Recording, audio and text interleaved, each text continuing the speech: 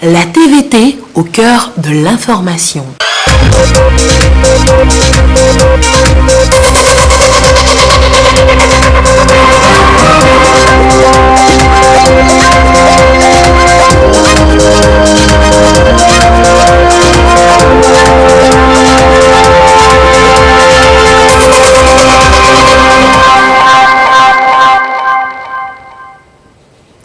Le Premier ministre Victor Tomiga Dobé a présenté ce vendredi les grands axes de la politique générale du gouvernement au Parlement. Un plan d'action fortement arrimé sur le PND, Plan national de développement, porte essentiellement sur la consolidation des mécanismes d'inclusion sociale, la modernisation du pays et de la dynamisation des mécanismes de création d'emplois. Et puis l'actualité, c'est aussi la passation de service après la formation du nouveau gouvernement. Pas de temps à perdre, les lignes doivent rapidement bouger. Les nouveaux ministres ont salué les efforts de leurs prédécesseurs et comptent sur les différents personnels en vue de la réalisation des objectifs qui leur sont assignés. Les portraits des nouveaux ministres à suivre dans ce journal. Voilà pour les titres. Bonsoir à toutes et à tous. Et nous ouvrons ce journal par ces séries de décrets. Décret portant nomination. Le président de la République décrète. Article 1er. Le général de brigade, Komlan Adjitowu, est nommé chef d'état-major particulier du président de la République. Article 2. Sont abrogées toutes les dispositions antérieures contraires au présent décret qui sera publié au journal officiel de la République togolaise. Fait à Lomé le 3 octobre 2020, le président de la République Faure Essozimna Gnassingbé. Décret portant nomination. Le président de la République, le Conseil des ministres entendu, décrète. Article 1er. Le colonel Kodjo Ekpe Apedo est nommé chef d'état-major général adjoint. Article 2. Le présent décret sera publié au journal officiel de la République togolaise. Fait à Lomé le 3 octobre 2020, le président de la République Faure Essozimna Gnassingbé. Décret portant nomination. Le président de la République, le Conseil des ministres entendu, décrète. Article 1er. Le colonel Kassawa Kolemaga est nommé chef d'état-major de l'armée de terre. Article 2. Le présent décret sera publié au journal officiel de la République togolaise. Fait à Lomé le 3 octobre 2020, le président de la République Faure Essozimna Gnassingbé. Décret portant nomination. Le président de la République, le Conseil des ministres entendu, décrète. Article 1er. Le colonel Tassunti Diato est nommé chef d'état-major de l'armée de l'air. Article 2. Le présent décret sera publié au journal officiel de la République togolaise. Fait à Lomé le 3 octobre 2020, le président de la République Faure Essozimna Gnassingbé. Voilà donc pour cette série de décrets. La chef du gouvernement, Victor Tomiga Dobé, a présenté ce vendredi la politique générale du gouvernement devant l'Assemblée nationale.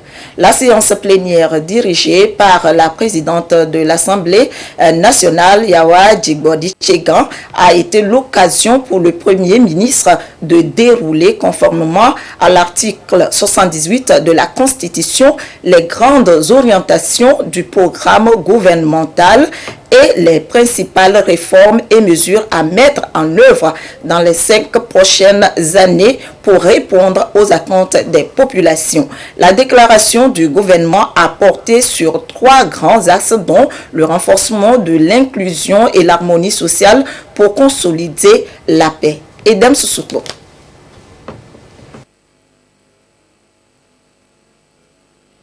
soutien et adhésion totale de la représentation nationale à la politique générale du gouvernement Dogbé. Les élus du peuple, avec à leur tête Yawache Gandigbodi, accordent leur confiance à la chef du gouvernement pour mener à bien la mission qui lui est confiée par le chef de l'État, Faure Essozinanya Singbe. Elle se résume en 3 axes stratégiques. Le premier pilier consiste d'abord au renforcement de l'inclusion, à l'harmonie sociale et à la promotion de la paix. Le nouvel exécutif va procéder ensuite à la dynamisation de l'emploi en s'appuyant sur les forces de l'économie nationale. Il s'agit notamment de renforcer l'efficacité de l'action publique. Il s'agit également d'améliorer la coordination entre les différents secteurs. Il s'agit enfin d'accroître la mobilisation des ressources et de rendre plus efficiente la répartition des richesses de notre pays.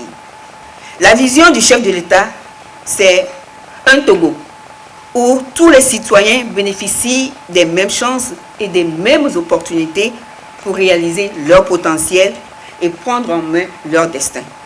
Sa vision, c'est encore et surtout un Togo de grande prospérité, d'une réelle inclusion et d'une forte cohésion sociale.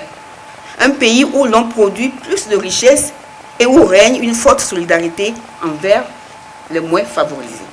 Chacun de ces axes qui s'inscrit dans la vision et les ambitions du chef de l'État se traduira par des projets opérationnels et des réformes nécessaires à leur mise en œuvre portée par l'équipe que j'ai l'honneur de conduire. À cet effet, l'identification de tous les Togolais et de ceux qui résident dans notre pays sera réalisée. Dans la même optique, un registre social unique sera mis en place afin d'améliorer le ciblage transparent de tous les bénéficiaires des programmes sociaux. Dans le domaine de la santé, nous allons assurer un accès universel aux soins à travers la mise en place d'une assurance maladie pour tous. Notre ambition, mesdames et messieurs, c'est de définir une véritable politique nationale de protection sociale, à travers notamment l'extension et la digitalisation des mécanismes de filets sociaux et de protection sociale. Et sur ce point, l'évaluation du programme Non-Vici servira de marqueur pour améliorer et rendre tous les programmes sociaux plus directs, plus transparents et plus agiles. Aussi, notre jeunesse a-t-elle besoin de formations pratiques, concrètes, adaptées au marché de l'emploi. Notre engagement dans ce secteur est de résoudre les problèmes d'insuffisance de salles de classe face à la croissance des besoins, de résorber le déficit en personnel enseignant et d'assurer encore plus l'adéquation de notre système éducatif avec le marché du travail. Par ailleurs, les filières de formation professionnelle et d'apprentissage seront renforcées à travers la poursuite du programme de construction des instituts en alternance pour le développement des IFAD. Au niveau des universités, l'accent sera mis sur la modernisation et le renforcement des infrastructures, notamment avec la construction de 3 collèges universitaires. Dans les secteurs de l'eau et de l'électricité, les progrès réalisés seront intensifiés afin d'atteindre un taux de desserte de 85% en matière d'accès à l'eau potable dans les centres urbains et les zones rurales et de 75% en matière d'accès à l'électricité avec des technologies respectueuses de l'environnement. La jeunesse de notre population est une chance formidable. Cette jeunesse a besoin d'être renforcée, soutenue et portée en lui offrant le cadre pour s'autonomiser économiquement et en créant des emplois décents et rémunérateurs. Un projet spécifique d'extension, d'aménagement et de renforcement des pistes rurales permettant de construire 4000 km de pistes sera lancé. Le second pilier de notre économie est la logistique. Le Togo a toujours servi de porte d'entrée, de carrefour et de terre de transit. Je pense par exemple à la digitalisation des opérations portuaires. Dans la même veine, le dédoublement de la route nationale numéro 1, qui relie toutes les régions du Togo, du nord au sud, viendra parachever cette ambition. L'économie bleue sera au cœur de nos ambitions. Nous voulons renforcer notre tissu industriel, Nous voulons le densifier et produire au Togo ce dont nous avons besoin et que nous souhaitons exporter. À cet effet, le développement de la plateforme industrielle de Tikopé sera le fer de lance de notre nouvelle politique industrielle. Le troisième et dernier pilier trouve sa pertinence dans l'idée de moderniser le pays et de renforcer ses structures. Des actions qui seront exécutées dans la promotion et la valorisation de la digitalisation. Chaque membre du gouvernement est redevable vis-à-vis de son cahier de charges et des comptes rendus périodiques seront effectués, à en croire Madame le Premier ministre Victoire Toméga Dogbé. Selon elle, la justice sera renforcée et les anciens quartiers bénéficieront d'accompagnement conséquent de son équipe. Un poste ministériel sera bientôt dédié au développement des zones périurbaines.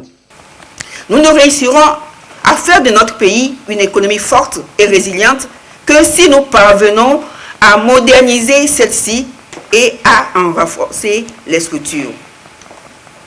Pour cela, j'invite notre administration et nos populations en général à une transformation profonde de nos manières de travailler.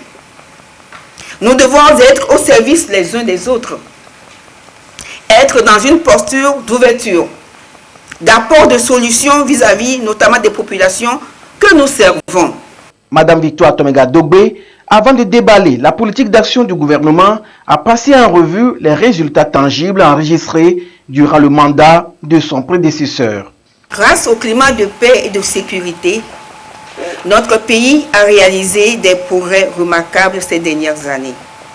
Notre action collective a permis de réduire considérablement le taux de pauvreté en le faisant passer de 67% en 2006 à moins de 50% en 2019. D'accroître l'accès aux services sociaux de base comme l'eau, dont le taux d'accès est passé de 25% à 57%.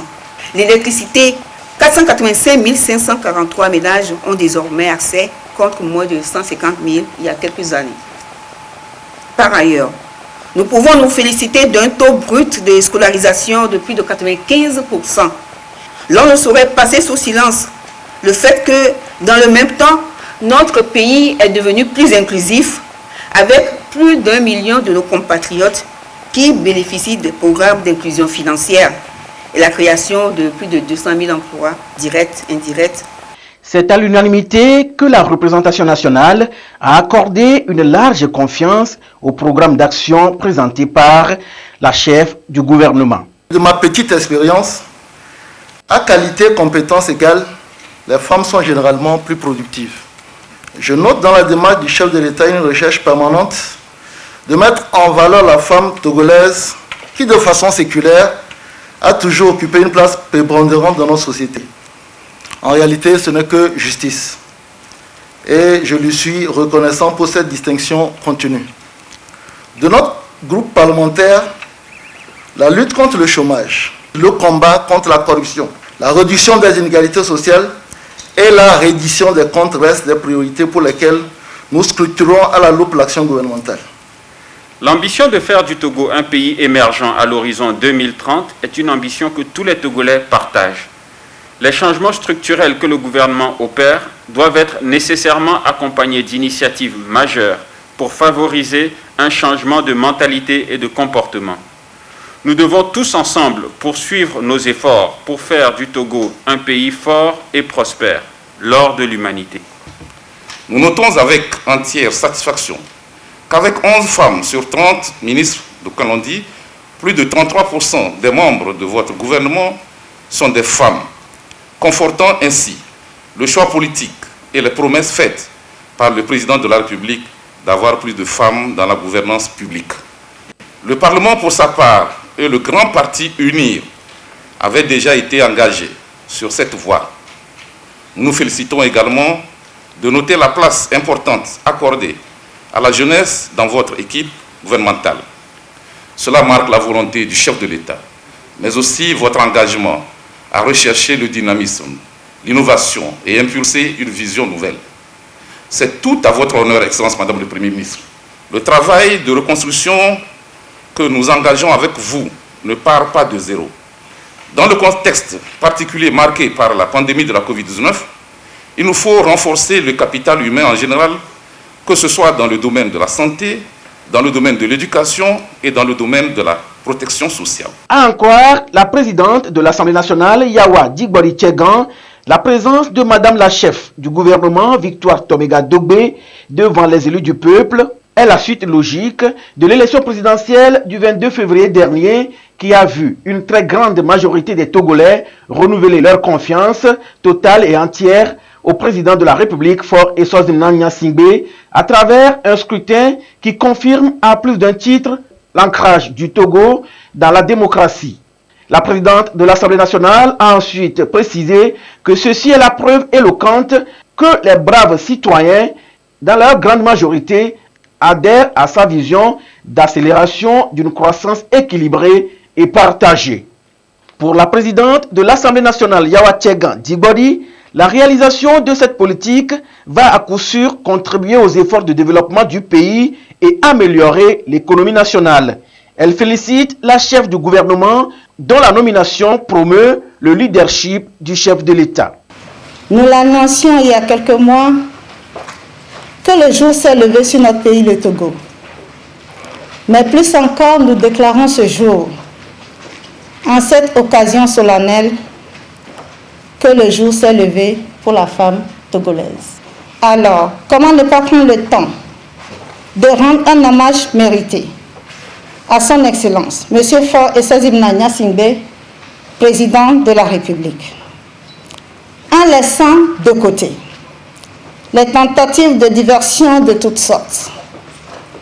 Nous pouvons unanimement constater sa volonté affichée et assumée de faire confiance aux vaillantes femmes de notre pays et de faire éclore en elles, comme une chrysalide, toute la splendeur de leur dévouement. Loin de faire une apologie cosmétique et figée de la femme telle que veulent le faire croire certaines personnes, nous demeurons persuadés que la gente féminine est un trésor inépuisable, une source d'énergie redoutable et insoupçonnée. Quoiqu'elle paraisse faible, la femme est un puissant instrument d'éducation et de transformation de la société, socle de la préservation d'un transfert générationnel de qualité.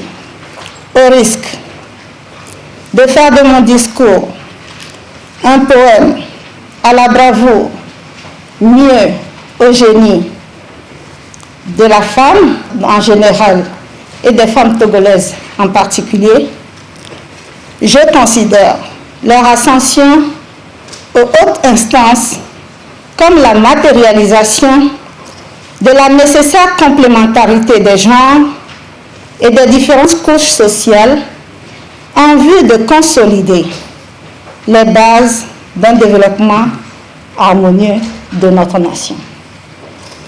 C'est dans ce sens que je voudrais ici, Madame le Premier ministre, vous renouveler au nom de l'Assemblée nationale et en mon nom personnel toutes nos chaleureuses félicitations pour votre nomination à ce poste, une première dans l'histoire du Togo.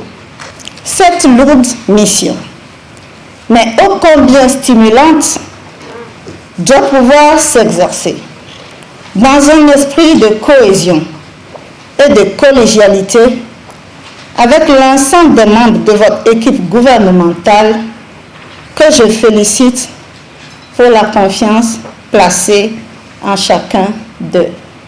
Depuis quelques années, le chef de l'État a engagé le Togo dans un vaste mouvement de transformation visant à faire de l'économie togolaise une économie plus compétitive et plus attractive.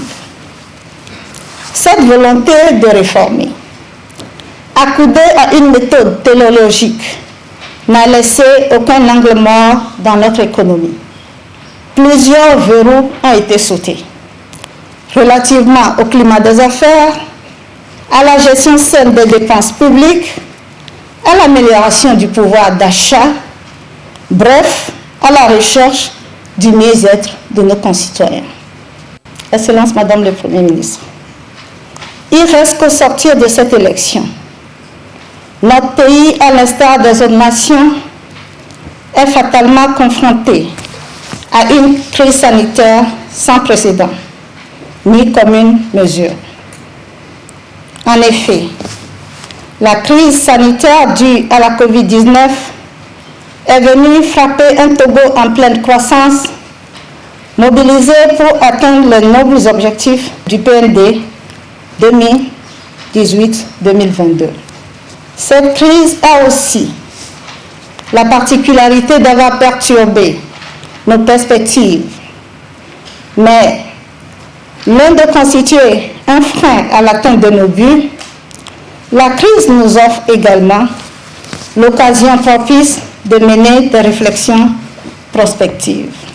Notre contribution collective consistera à affirmer les valeurs cardinales qui soudent toute société humaine, à savoir la discipline, le respect du bien public, la responsabilité citoyenne individuelle et collective, un service public de qualité. Vous avez sans doute perçu, à travers ces quelques mots, l'impatience de l'Assemblée nationale à travailler avec vous et approfondir avec vous les questions d'intérêt national sur lesquelles vous engagerez le gouvernement pour le bien-être de tous. À cet effet, la représentation nationale exercera dans la pure tradition républicaine, outre le vote de la loi, son droit régalien de contrôle de l'action gouvernementale.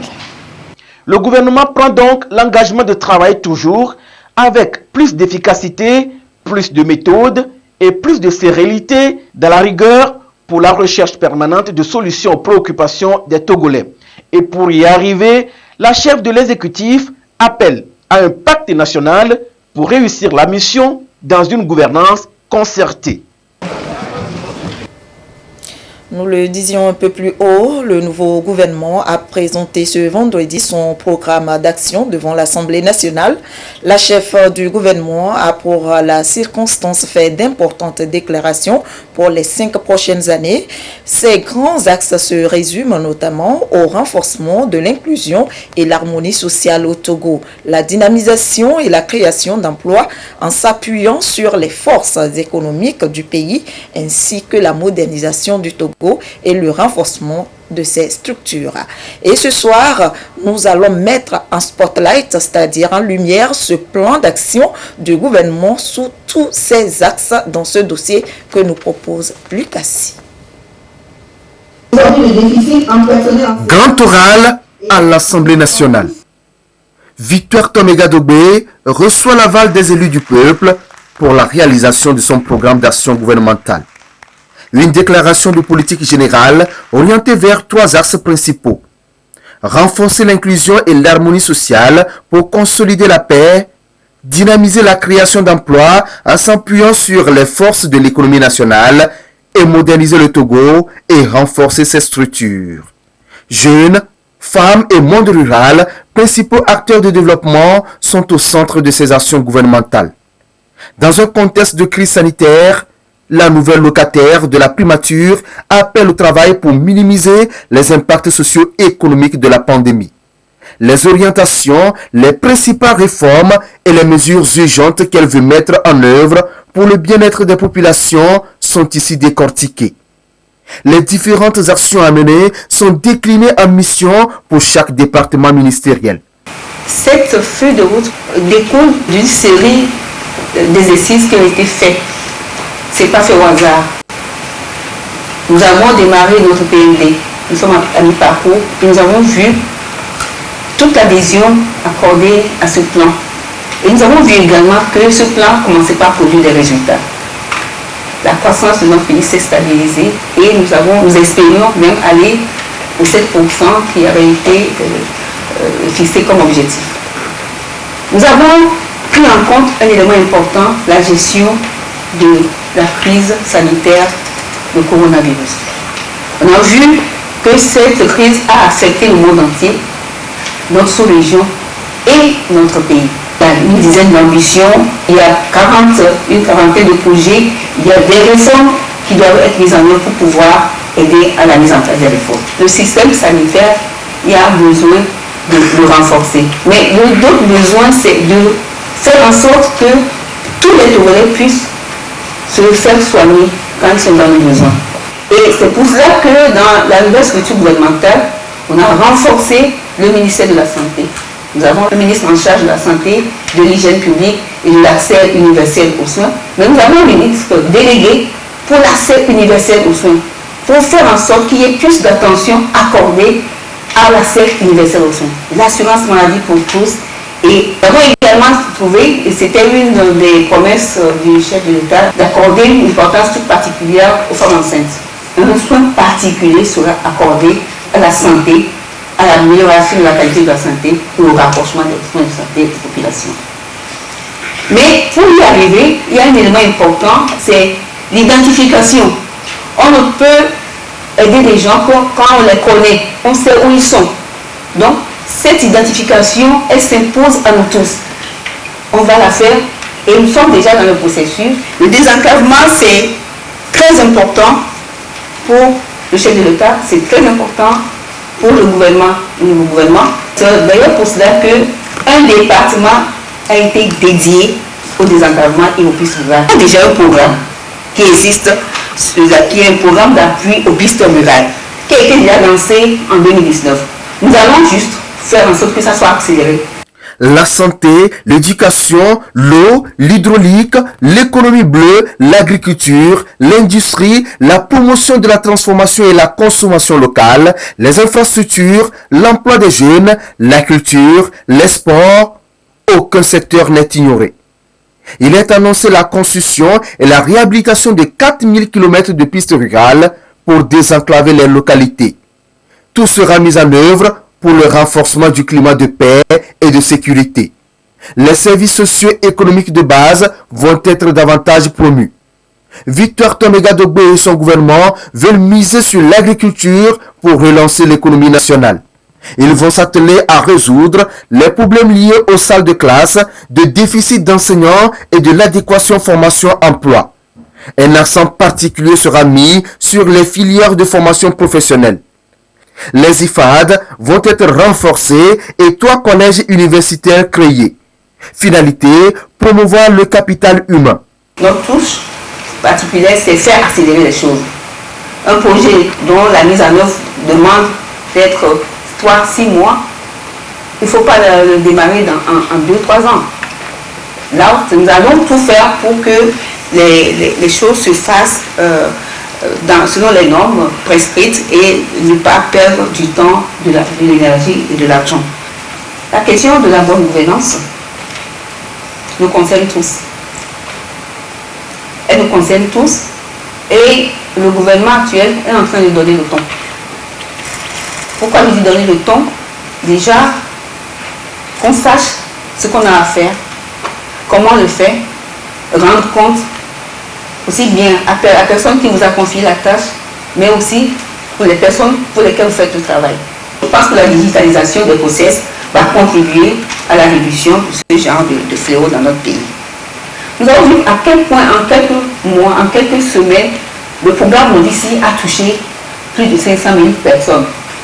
C'est parce que le digital a été utilisé. Et nous pensons que ce que nous avons réussi avec le programme Movici, qui a été salué dans le monde entier, nous pouvons l'appliquer pour tous les programmes dans notre pays, surtout les programmes de filets sociaux de protection sociale. La question des quartiers difficiles, des vieux quartiers, nous les connaissons dans la zone périurbaine, les Zongo, c'est des quartiers qui connaissent des situations, des problèmes d'assainissement, des problèmes d'insalubrité, d'inondation en saison de pluie. Et donc, nous pensons que même si nous avons des programmes de manière générale vis-à-vis des groupes vulnérables, il faut accorder une attention particulière à ces zones-là. Le tissu industriel du pays va être élargi. Fer de lance de ce projet, la plateforme industrielle d'Aditi Kopé en cours d'installation. Les anciens quartiers vont faire peau neuve. Et pour mieux favoriser l'intégration de leurs actions dans l'écosystème national, chaque commune aura son plan de développement. Que dire du secteur judiciaire? Sa modernisation en cours fera son bonhomme de chemin. PME, PMI, davantage soutenu. Toutes ces actions calquées sur le plan national de développement, actuellement en révision, reposent sur l'amélioration des outils digitales ou numériques. Le secteur privé est fortement attendu pour la réalisation de cet ambitieux programme. Déjà, un environnement économique et climat des affaires sain est créé pour inciter les opérateurs économiques ou hommes d'affaires à investir davantage au Togo. Et le nouveau gouvernement est donc désormais connu. Les passations de services déjà faites pour permettre aux membres du gouvernement de faire bouger les lignes dans leurs différents départements. Mais il est opportun de mieux connaître les nouveaux ministres qui ont fait leur entrée dans ce gouvernement, à commencer par le professeur Dodji Komla Kokoroko, ministre des enseignements primaires, secondaires, techniques et de l'artisanat. Il était le président de l'université de Lomé, bien avant sa nomination dans la sphère gouvernementale. Augustin Kossi. Il est très connu du monde universitaire pour son sens de réforme, mais sur la scène politique, il fait ses premiers pas au Togo comme membre du gouvernement. Le professeur Komla Dodji Kokoroko est ministre des enseignements primaires, secondaires, techniques et de l'artisanat. Fin connaisseur des questions de droit public, de sciences politiques, d'élections et de médiation et résolution des conflits, l'homme a un charisme réformateur. Président de l'université de Lomé, il porte l'empreinte de plusieurs réformes infrastructurelles et pédagogiques. Agrégé de droit public et sciences politiques en 2007, Komla Dodji Kokoroko est professeur titulaire depuis 2014.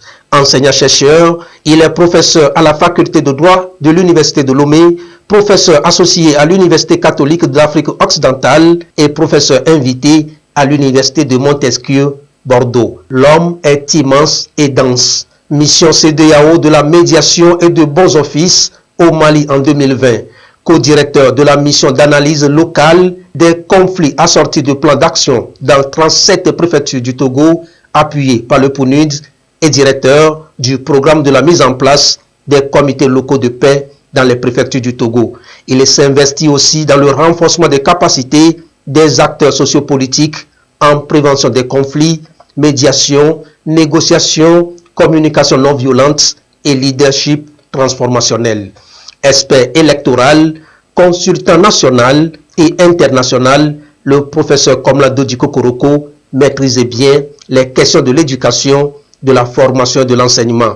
Il a à son actif plusieurs publications en rapport avec les élections, les réformes constitutionnelles et droit public, entre autres. Le ministère des Sports et des Loisirs est placé sous la tutelle du médecin commandant Kamalidi Kedjeka Bessi. Elle était commissaire à la Commission nationale des droits de l'homme, pédiatre et médecin de sport, membre de la sous-commission prévention de la torture et autres formes de traitement cruel, inhumain et dégradant. Son portrait nous est proposé par Sonia Ameniko. Nanti du diplôme du Comité international olympique de gestion des organisations sportives, le médecin commandant Bessi Kamalidi est la nouvelle patronne du ministère des Sports et des Loisirs. Le nouveau ministre était jusqu'à sa nomination commissaire à la Commission nationale des droits de l'homme, CNDH, pédiatre et médecin de sport, membre de la sous-commission prévention de la torture et autres formes de traitement cruel, inhumain et dégradant. Elle est la première femme parachutiste au Togo. Bessi Kamalidi a participé à Deputy Force Medical Officer, une mission des Nations Unies au Mali MINUSMA de novembre 2017 à novembre 2018. L'actuelle détentrice du portefeuille des sports et des loisirs est depuis 2008 présidente de la commission médicale de la Fédération togolaise de handball. Membre de la commission médicale du Comité national olympique togolais CNOT depuis 2005, elle a représenté le Togo à l'organisation régionale antidopage zone 2 et 3 en 2006. Elle a été membre de la commission médicale de Fédération africaine de handball en 2009. Elle a aussi enseigné la médecine du sport aux étudiants kinésithérapeutes à l'École nationale des auxiliaires médicaux de septembre 2015 à novembre 2017. Présidente de l'organisation régionale antidopage de septembre 2015 à novembre 2017, Bessie Kamalidi est médecin pédiatre au centre hospitalier universitaire Sylvanus Olympio de Lomé de juin 2015 à novembre 2017. De riches carrières qui l'ont valu en 2009 le trophée CEO Sport et lutte contre le dopage. Elle a été décorée chevalier de l'Ordre du Mérite en 2011. Vous venez donc de suivre le portrait du ministre, ou plutôt de la ministre des Sports, Lydie Bessie Kama. Place maintenant au ministre délégué auprès du ministre de l'Administration territoriale, de la décentralisation et du développement des territoires, chargé du développement des territoires. Il s'agit du ministre Essomanam Edjeba. Il est surtout connu pour sa discrétion et son dévouement au travail. Son portrait est signé Dodo Waré. Il est connu pour sa discrétion. Edjeba Essomanam, 52 ans, natif de la Bénin, tient désormais le portefeuille du développement des territoires.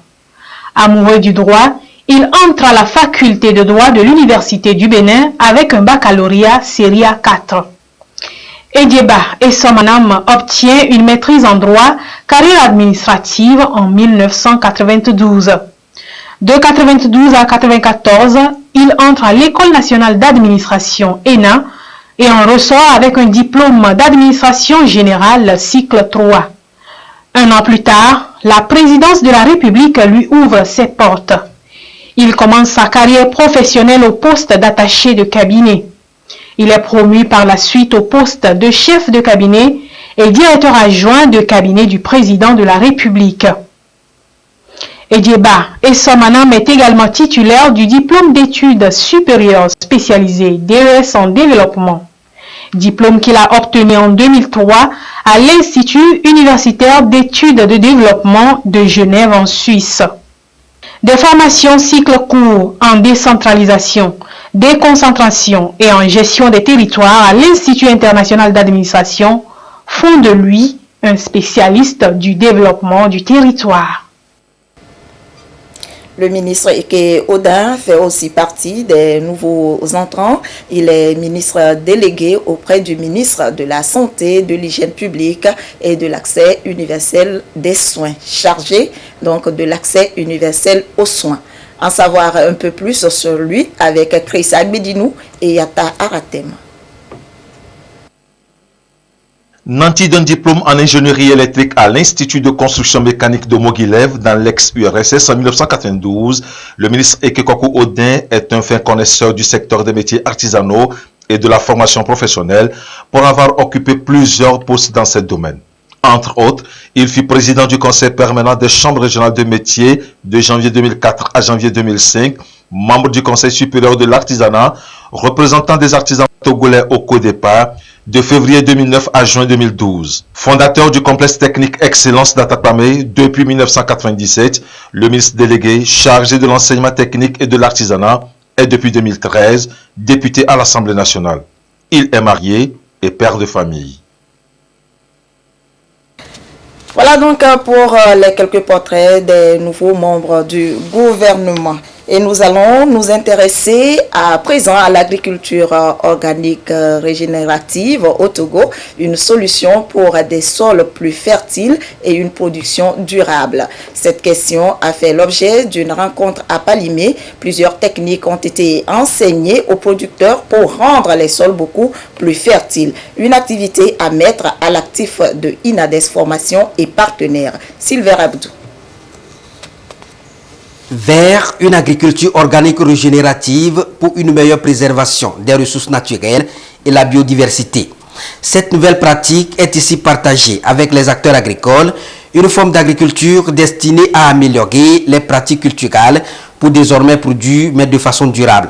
Cette agriculture est axée sur l'utilisation des biofertilisants pour non seulement garantir la santé des sols, mais aussi de les rendre beaucoup plus fertiles. Et pour y arriver, plusieurs techniques ont été développées, histoire d'entretenir les entrepreneurs agricoles sur cette nouvelle donne. Nous avons développé des techniques qui permettent de produire ce que nous appelons des stimulants de croissance qui permettent, au-delà des engrais bio-organiques, à la plante de croître plus rapidement. Et nous avons aussi travaillé sur des techniques qui permettent de fabriquer localement des biopesticides qui permettent de traiter les plantes en cas de maladie. C'est donc une manière d'apprendre aux entrepreneurs agricoles à produire autrement et à cultiver de façon durable pour réaliser les objectifs de développement durable. Cette formation de l'INADES Formation est appuyée par le programme FEM, un programme opérationnel dans 125 pays, dont le Togo. Le but, contribuer à la gestion durable des ressources naturelles et à la protection de l'environnement. Lorsque les écosystèmes seront conservés, les sols seront conservés, ça va permettre de lutter contre la dégradation des terres. En luttant contre la dégradation des terres, ça permet aussi de restaurer ou bien de conserver la diversité biologique. Et en conservant les écosystèmes, on est en train d'augmenter les puits de carbone, c'est-à-dire lutter contre les changements climatiques. Et en produisant de façon durable, ça permet de réduire les effets des produits chimiques et les déchets dans la nature. Plus de 125 acteurs sont donc formés dans ce sens, une formation des formateurs destinée à faire de cette nouvelle pratique une réalité dans leurs différentes exploitations agricoles et surtout à servir de modèle dans les communautés. Nous pensons qu'avec cette formation que nous avons reçue, nous avons beaucoup de connaissances que nous aurons à vulgariser avec nos populations à la base. Nous avons vu que cette formation est la bienvenue pour qu'on puisse corriger à travers les fertilisants, régénérer le sol et avoir un bon rendement. L'ambition de cette nouvelle technologie, c'est de permettre à l'agriculture de mieux s'adapter et à être plus productive pour nourrir, mais aussi permettre aux entrepreneurs agricoles de mieux garantir la sécurité des sols. La situation de la pandémie au nouveau coronavirus au Togo à ce jour, samedi 3 octobre 2020. La situation de la pandémie au nouveau coronavirus au Togo se présente comme suit. Le nombre de cas confirmés est de 1840, 22 nouveaux cas depuis hier. Le nombre de personnes guéries est de 1375, 10 nouveaux guéris depuis hier. Le nombre de cas actifs est de 417 et le nombre de décès est de 48. Un communiqué du professeur Moustapha Mijiawa, ministre de la Santé et de l'Hygiène publique.